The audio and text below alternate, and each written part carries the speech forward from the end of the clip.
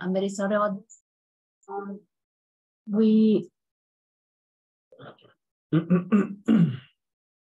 I wanted to talk today about emergence and why complexity also matters in AI. So for starting this meeting, I want to start it with a question. Yeah. So do you know what are we looking at? What is this video? Is the video? Mm-hmm. It's a kind of fungus, like a creature that will grow. Yeah. Some kind of algae or something? Some kind of algae? Algae or something? Yeah, it's some kind of algae, kind of. So this is that right? Yeah. Oh, man. This is the Physarum polycephalum, if I'm pronouncing this right, and it's doing something that is called foraging behavior. So foraging behavior is basically the Physarum fossilium. It's a unicellular but multi. Sorry, I want to see because I don't want to like you. Yeah. Please. Yeah, it's unicellular multinucleate organisms that exist in this behavior. That is basically the behavior that that you need when you search for food and for boiled resources. So there are basically two requirements for doing this in an efficient manner. This is you have to search the maximum area and you have to optimize transport distance. So the Physarum is one unicellular organism but have multiple nodes. And it's quite good in both mechanisms. And it does it by a mechanism of growing, movement, and area reduction. So when these organisms can choose to travel through two different paths to a destination, it will do it by the shorter path. So, and this will happen because of the property of being a multinucleate organism. So one of these nucleus will never know how to achieve the maximum area or how to select the shorter path. But since this system is quite complex, the nucleus communicate to each other and they manage to do this in a very effective way.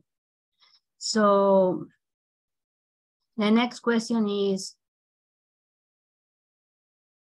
can I change the slide, please? Is the question now? I have a second question for you, maybe. Yes. Is this a microscope image or is a complicated simulation? What are we looking at?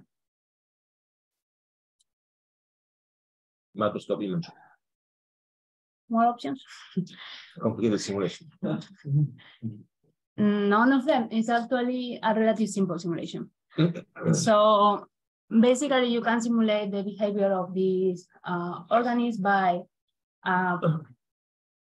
only having two agents, a data map that is the agent-based many particles, and a trial map that is a 2D grid of intensities.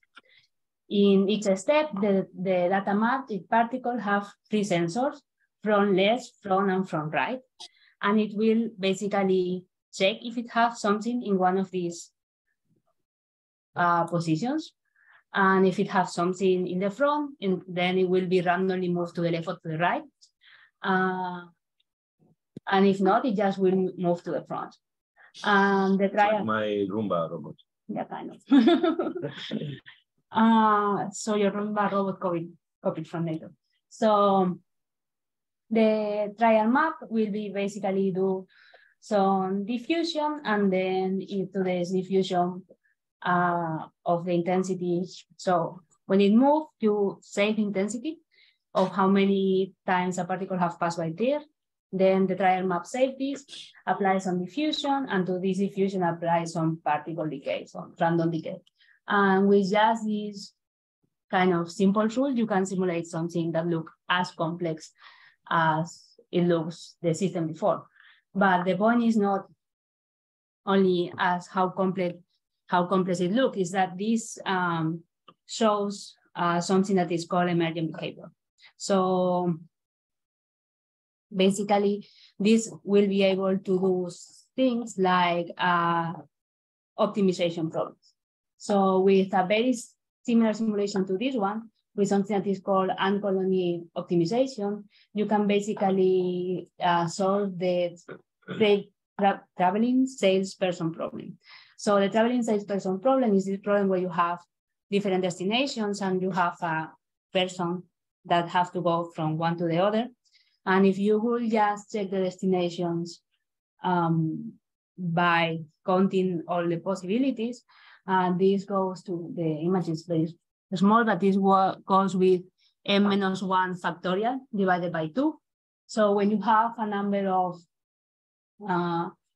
20 points and you just count all the possibilities and look for what is the best one, this goes to around 650 years in a normal CPU of checking stuff. Instead of this, you use the rules that you saw before for training some kind of ants, like a group of 15, I think this is 20-point problems with 12 ants. The ants will find the optimal solution in the same CPU in less than 12 seconds. So basically what we are saying is that something that an ant that is a very stupid small animal without a brain will be able to solve a problem without a complex brain. Sorry. Will be able to solve a problem that a normal CPU will not, or not really ant, but a community of ant.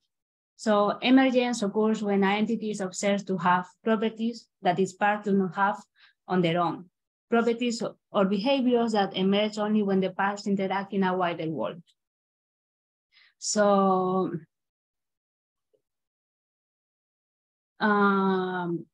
complexity and emergency in biology is kind of a big thing. So as we say, ants are relative simple animals. They have a brain, but they are relatively simple, and alone cannot do much, but ants are able to construct complex structures. They are able to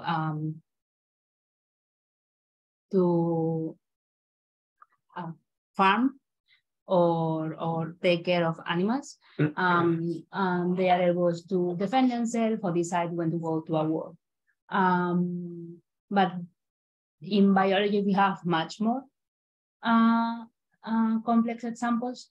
So a simple case is water from H2 molecules have kind of scale properties like wetness or change of states that are not related to the molecules itself. We can form organs from proteins, and proteins will not have the same properties or capacities of organs. And in biology, there is the most splendid case of emergence, that is probably the appearance of life. But complexity is everywhere, and therefore emergence also. So in 1972, P.W. Anderson, that is a Nobel Prize on Physics, presented the paper More is Different, Broken Symmetry and Nature of the Hierarchical Structures of Science. And basically in this paper, he shows that, or make an argument about how you need the concept of a scale when you look to a physical problem or any problem that have appear in a complex system. So you cannot use the same rules for, you can describe, humans are made of atoms, and you can describe humans as a set of atoms, and then you can describe societies as a set of humans. But if you are going to try to write laws and understand human behavior in society using atomic physics, you are going to have a problem. And so when you look to a problem and when you think on the concept of emergence, you need to look in the proper scale. And a part of this, the other thing that happens is it is important still to relate the lines between different scales. So probably you cannot do social behavior of humans in communities look into atoms, but probably you can do it look into human psychology. And this step-by-step going down a scale is important to understand how emergence appear. So emergence is really, really everywhere. Just 3 days ago, there is a new science about lane nucleation in complex hierarchical flows. Lane is basically the paradigm of spontaneous organizations in complex flows, and this appears in pedestrian traffic, in when you have flows of of matter in stars, when you have any kind of molecular transport, and all of these form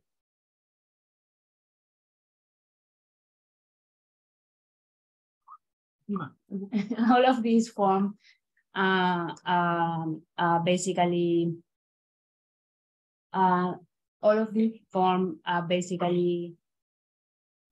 the same, follow the kind of same flow structure. Just recently, these experiments have reported that they can reproduce how humans move in crowds, and how they basically divide into lines or broke lines using the same physics that you will use in any fluid, and therefore it's basically a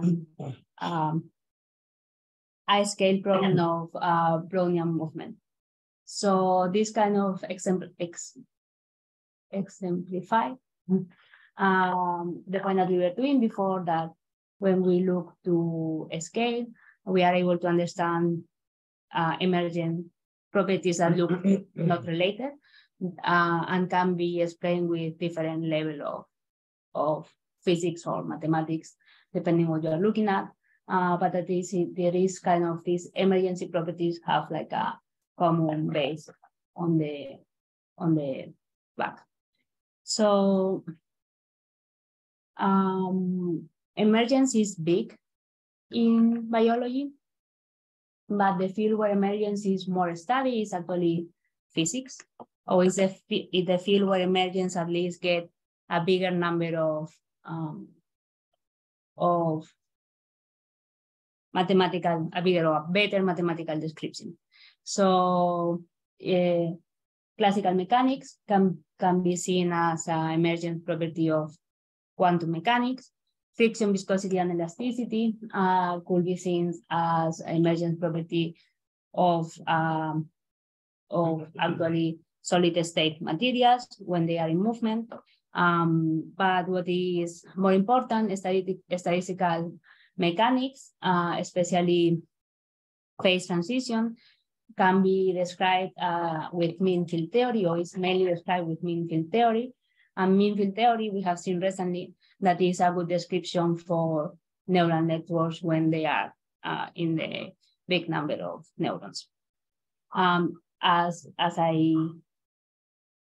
these tools, there are other tools that could be used to describe neural networks in the field community, like quantum field theory and so on, because basically what we are talking about of different level of complexity and different level of description, depending on what part of the neural network we want to describe.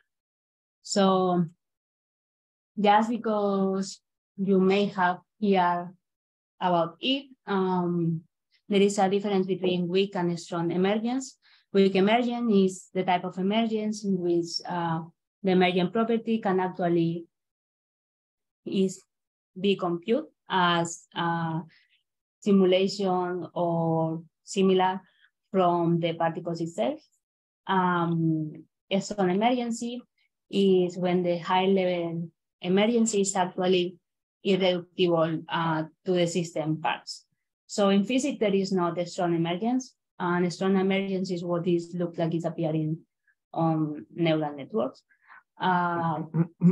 But we could redefine this as practically impossible to reduce. And this is a case that happens constantly in physics, and this is what we describe as scale. So actually you could do this description if you sum up all the rules, but the reality is that the computation is too complicated and you just don't use this method. So there is, since this is basically a theory,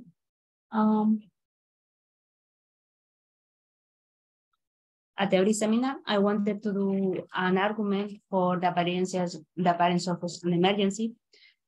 So here we see example that can be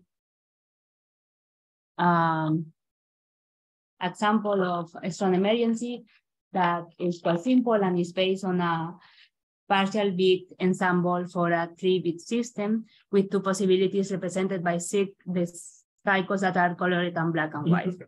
So this system that you see here allows 4 of the usual 8 possible states that can be identified as constrained to allow only a number of white circles. So we say we only want this number of odd white circles. So each bit has 50% probability of each possibility, and each part of it has 25 of each of the 4 possible states for 2 bits.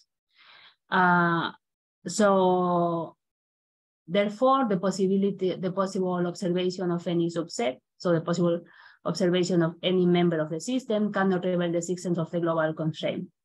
And the system can be constructed by allowing all possibilities arrangement and of any 2 bits and require the 3rd bit to satisfy the constraint. So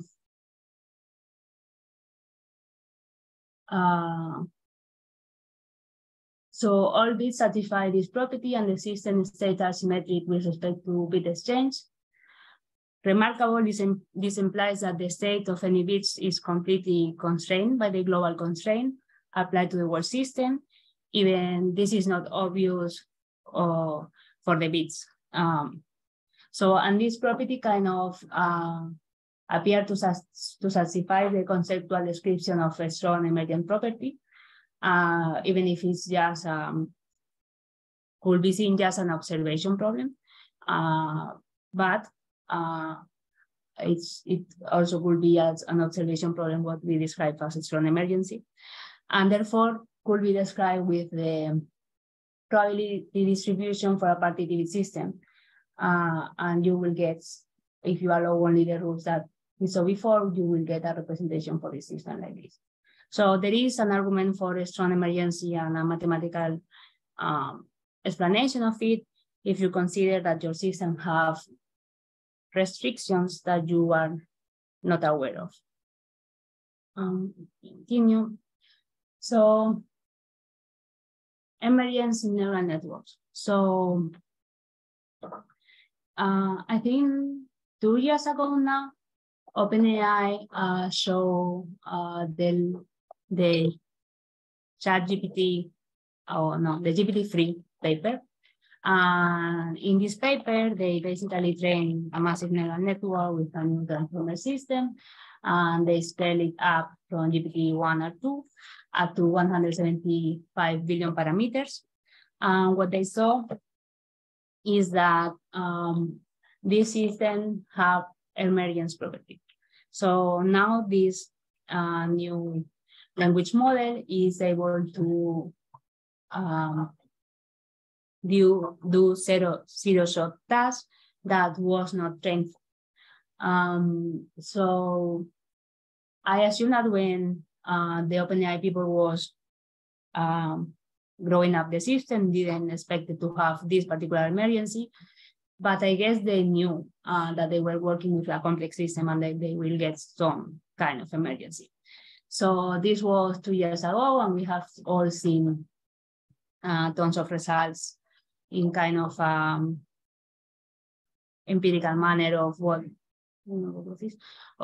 ChatGPT can do. But recently some papers have tried to estimate the emergent abilities of large language models.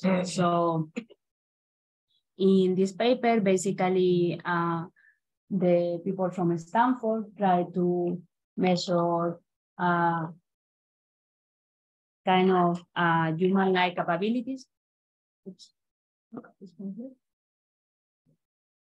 Human-like capabilities of large language models.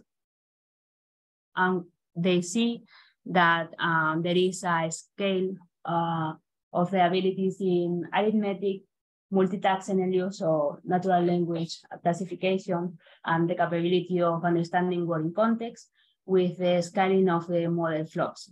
So you will get much better performance in the language models when with a scale that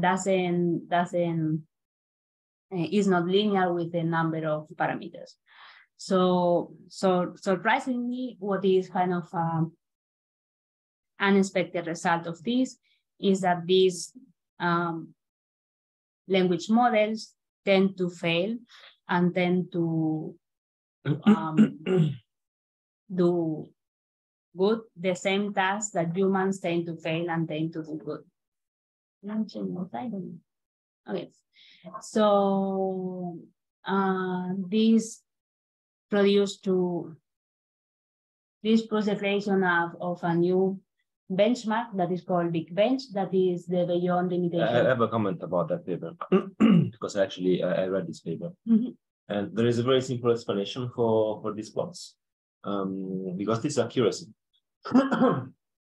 These models are trained on, are not trained on accuracy, are trained on different kind of loss, perplexity, or typically log likelihood. So if you look at the same plots in perplexity, there's no such thing.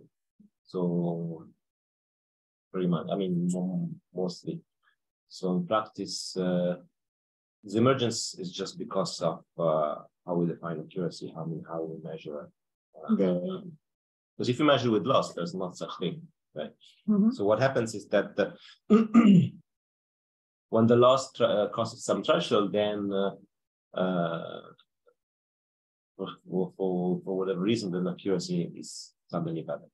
That is the fun thing, right? That you were just training to predict next token, and then you suddenly learn how to add numbers, which is like the capability. I know, but if you take other, so basically what I'm questioning is, it really depends on how you measure performance, because you train a model according to a loss function, right? And then you might come up with other, ways of measuring performance, which are now unrelated to the loss, right? So maybe if we were able to train the model on accuracy, which we are not typically, then maybe we wouldn't see this, right?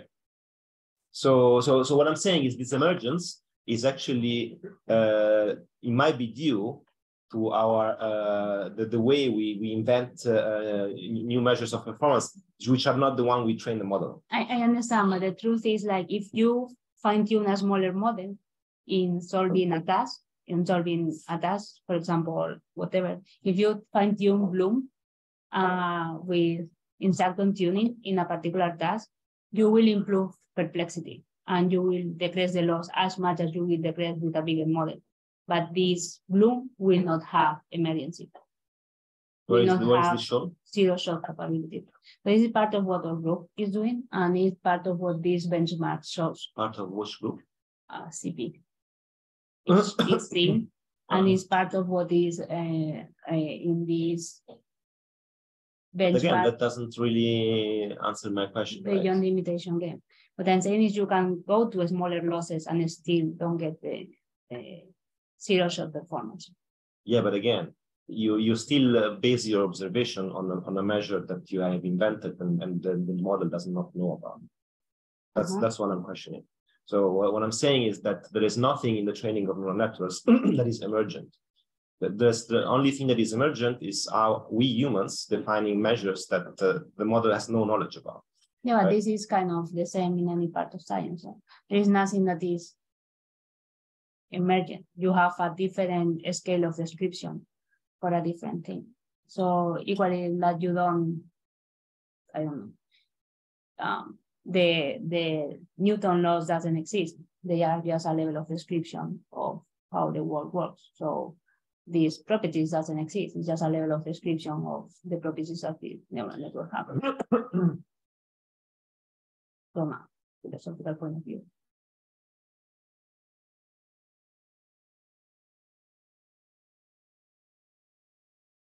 Strong disagree of Alberto. No, I'm just saying that I'm just what bothers me is that if we came up with a different measure of performance, maybe there was no emergence, right? So that's what bothers me. That's all. And maybe if we use accuracy again, as I said, if we use accuracy to train the model, maybe there was no emergence. So you think if we use accuracy to train the model, we will not see zero-shot capabilities? Or? I mean, it's hard to tell, but I would say there's a there's a chance that we wouldn't observe any. Let's do it. It's a very good. It's hard to do because training on accuracy, it's not differentiable. It's all sorts of issues. That's why people don't do. Okay, so the Vision Imitation game benchmark have more than 200 different tasks that were set to kind of test emergency. And therefore have been used in very big number of different models. And these different tasks have been tested against, what I was saying? These different tasks have been tested against the bigger language models. What it has been seen is that these big language models or all fail in this task. That happens, some of them, or some of them actually fail in the same way that humans fail. So this opened the question about comparison with humans. I think just a few months ago, DeepMind put out the paper Language Models of Human-like Content Effects on Reasoning. And in this paper, they compare models from 7 to 70 billion of parameters and kind of check, explore the hypothesis kind of across logical reasoning of if these models can actually do logical reasoning, and they do it much worse than humans, but kind of the pattern is the same that for humans. So these basically open the, These basically open the question that if we can use these language models to understand intelligence, if these language models are actually intelligent or not, or at least if that we can use human patterns to improve language models. That's all from my side. Basically, the wrap up of this talk is that emergence appear everywhere and now also in neural networks. Emergent properties in neural network could be as impressive as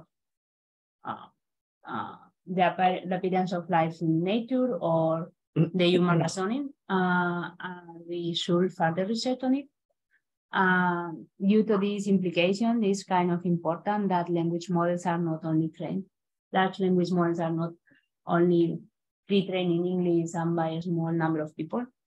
And that are accessible and understandable, basically because even if, as Alberto said, it's just a matter of what you're measuring, if they are going to be used. And therefore, the understanding of this emergence or not emergence is important. In science physics is the field where emergence have more mathematical tools. And these tools like main field theory could be used to understand neural networks. The comparison of this emergence property with cognitive science can kind of led to empirical understanding, maybe of cognitive science, but also of neural networks. That's all from my side. Thank you. What kind of tools can we borrow? So all of these basically field theory based. So everything like where the description of the system is not more particle based, like fluid mechanics, quantum field theory,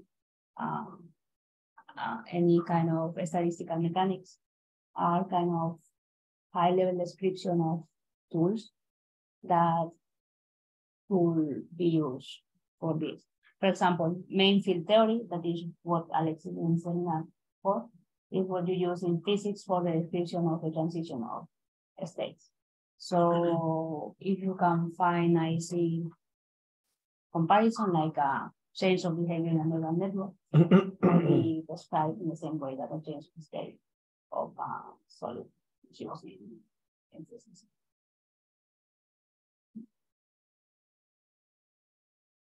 Any other question? You want to make a spoil model of a neural network and show that it has some sort of phase change. I will put it. Okay. I will not, but I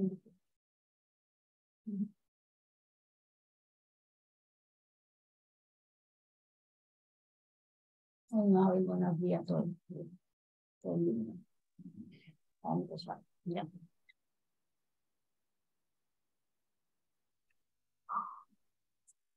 Okay, hi, is there any questions? So then, thank you everything, and this is all from my side. If there is no other question, and thank you for presenting this topic, and I'll see you after next 2 weeks. Mark, are you talking? Yes, I'm talking. Yes, if there is no other question, then thank you for participating in this meeting, and see you after 2 weeks, and goodbye. Yeah, goodbye. Bye.